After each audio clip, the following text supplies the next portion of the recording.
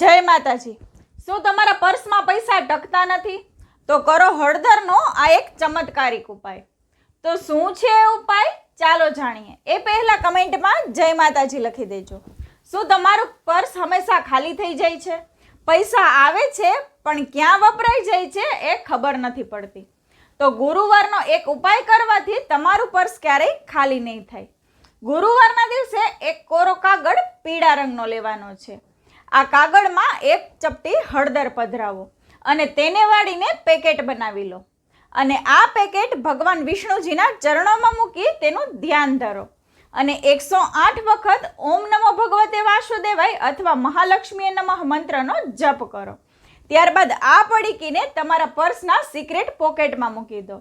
હળદર એ દેવગુરુ બૃહસ્પતિનું પ્રતીક માનવામાં આવે છે અને ગુરુ ગ્રહ એ ધન અને સમૃદ્ધિનો કારક ગ્રહ છે। જ્યાં સુધી આ પડીકી તમારા પર્સમાં હશે ત્યાં સુધી તમારા બિનજરૂરી ખર્ચાઓ બંધ થઈ જશે। તો આ વિડીયોને તમારા ફ્રેન્ડ્સ અને ફેમિલી સાથે જરૂરથી શેર કરજો। જય માતાજી।